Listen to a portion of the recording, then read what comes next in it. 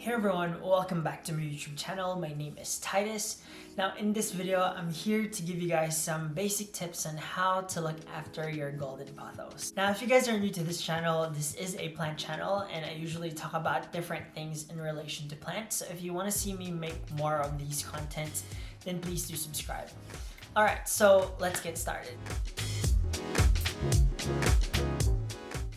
Now, I'm not an expert nor a horticulturalist, agriculturalist, or a botanist. However, just from experience of looking after these golden pothos, I would say these are probably one of the most easiest plants that you guys can ever look after. Now, golden pothos can actually have varying names depending on what they're labeled or what someone referred to them as.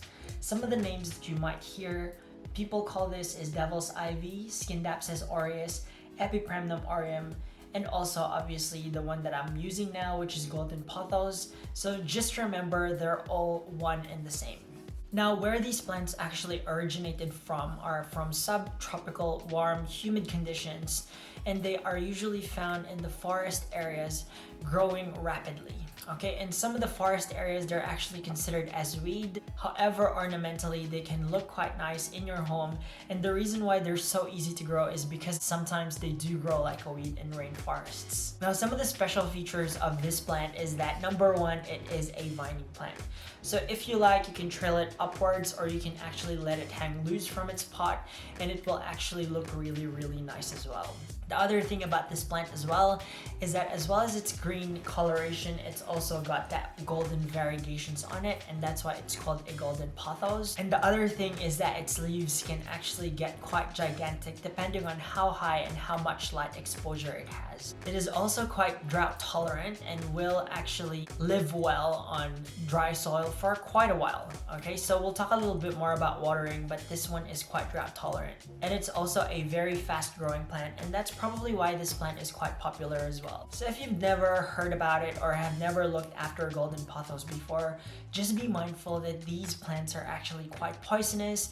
They contain calcium oxalate found in most indoor plants, and they can be quite poisonous to some pets and also children if they do chew on them or eat them. These plants are so easy to propagate.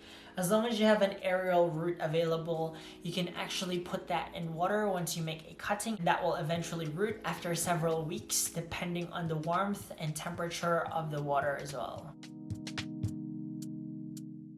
So with watering, with plants, overall different plants tell you different ways of when they're thirsty or not. With this plant, I found that the best way to actually check if it needs water is actually checking its leaves by pressing on it. Okay, if it's still bouncy, then it means that it's actually still quite hydrated. However, when you feel like that leaves is actually getting quite soft and flimsy, then it probably means that it needs to be watered. This will actually not wilt, or I've never experienced it wilting before. The other way that you can actually tell if it needs watering is by checking the top side of its soil. Okay, so if that top side of its soil is actually quite dry, as well as the leaves not being bouncy when you press on it, then obviously that's a really good sign to show you that it needs watering. Now just be mindful that you don't overwater your pothos, because if you do, it's going to cause root rot, and it has a tendency to do that if you do overwater. You're better off leaving it to dry off, okay, because if you overwater, it's eventually going to kill the whole plant, and you will usually see early signs of this with different leaves from the bottom up, yellowing and eventually falling off. In that circumstance, if that happens, you're gonna have to cut that whole bottom stem off and repropagate that into a whole new plant with healthy roots. When you're potting this up, be mindful that the soil that this actually prefers is in a free draining soil. If you put it in a soil that's quite muddy, it's not going to allow the roots to breathe, and then hence causing root rot. Because this is an aroid plant, it does prefer that sort of aerated kind of soil. If you guys are interested to know what type of soil aroid mix that I use, then please jot them down in the comments down below, and I'm more than happy to make a video of that in the future. like other plants, this plant actually likes to be root bound. So as best as possible, if it doesn't actually stop growing or if it's not having yellow leaves from below and up, then it's probably lacking life in there. What I noticed with plants that has aerial roots is that if their root down the soil is actually not getting sufficient moisture from water, then it actually starts getting larger aerial roots. Now that's a good indication for you to then check that pot to see whether or not it's quite root bound, and if it is, that's probably your cue to actually start repotting these plants.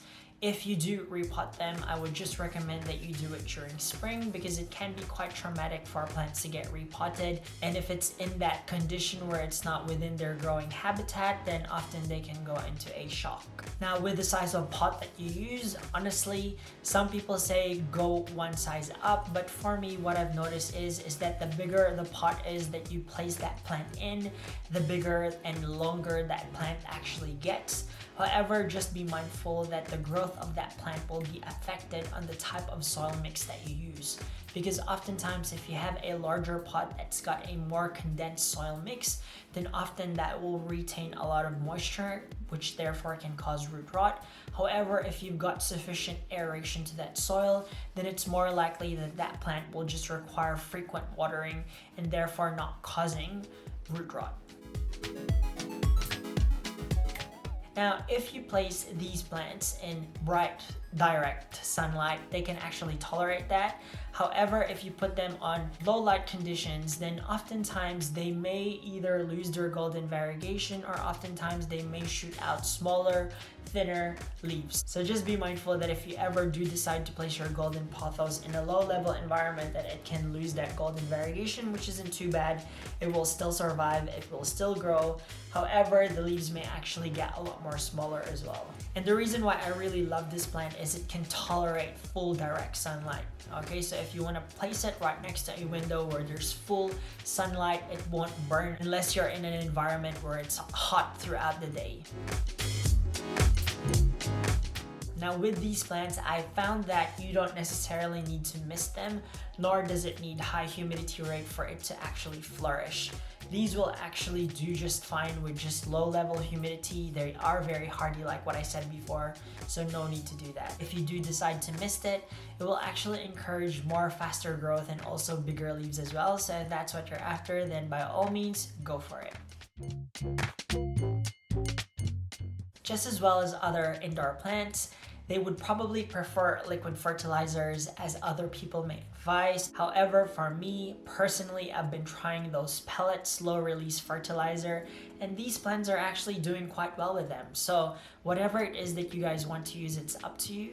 If you want to use some organic fertilizer like worm casting, then by all means go for it. However, for me, because it's so easily accessible, I use those fertilizing pellets that's low release. Alright, grooming and pruning. Alright, so with that, just remember that if you do have leaves that are damaged, it's okay just to cut them off. They will actually grow even more bushier the more leaves that you cut off. Okay, and when you do decide to repropagate that, if you cut the very tip of that plant, it will actually start to grow more bushier down below. So I'd encourage you guys to do so if you guys want it to grow more bushier and if you want to have more growth points as well. So for this plant, I actually trimmed it when it had 6 leaves. I trimmed it down to 4, and it gave me, and I'm gonna count it for you guys, it's got 1, 2, 3, and 4. So it's got 4 new growth points when I cut it from the tip. And this is actually the 5th one, it's actual main one. So just remember that there are benefits to pruning your plants.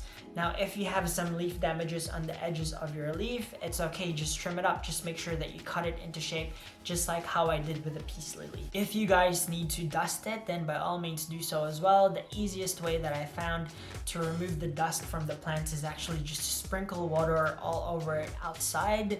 So it's up to you guys how you guys want to do it. Now, dusting of your plant is actually really important. You can wipe it yourself if you want. And the reason why it's important is because it encourages photosynthesis with the plant. Now with temperature, just be mindful that this plant can actually tolerate cold weather, however probably not frosty weather. Okay, so if you guys are trying to grow these outdoor where it's icy, it may not survive. I don't really know, to be honest, but because it's growing from a subtropical region, I'm just assuming that it requires warm temperatures. All right, something that I probably forgot to mention before in relation to watering as well, since we're talking about temperature, I found that with all my other plants, they actually prefer to have quite warm water when you're watering them as well. So that's with regard to temperature, but as well as water, these plants actually aren't very finicky. It will actually do well if you just water it with tap water. Okay, so that will actually be fine as well.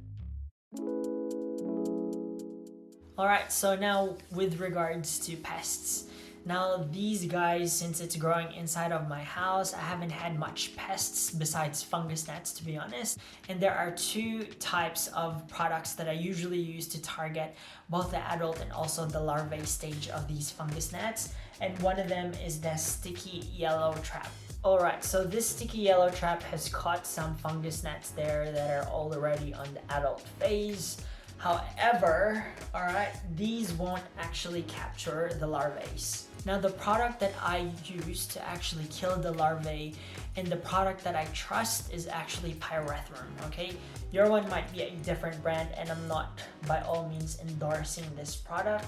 However, if you have a PYRETHRUM spray and this one will get sprayed directly on the soil, it can actually kill those larvae. And the reason why I trust this is because I've tested it from a clear glass before where there's a lot of larvae from fungus gnats. And when I sprayed this, after a day, I looked back again the next day, those larvae were literally gone, as in zero. So I trust this PYRETHRUM. However, because it's so potent, I'm not going to encourage you guys to spray these on the leaves because it will definitely burn and kill that. Also, make sure that you wear gloves when you guys are using this spray because it can probably be corrosive to your skin as well. If you guys are using PYRETHRUM, just make sure that you don't overuse it. Okay, there are going to be instructions based on the dilution of that product. If you guys overuse it, there's a tendency that perhaps the roots may also burn. So just be mindful of that. Alright, so that's it guys. I hope that you guys found this video useful. If you do, then please click that like button. If you want to see me make more videos like this, then please click that subscribe button just to support this channel. Otherwise, I will see you guys on the next video. Until then, goodbye and God bless.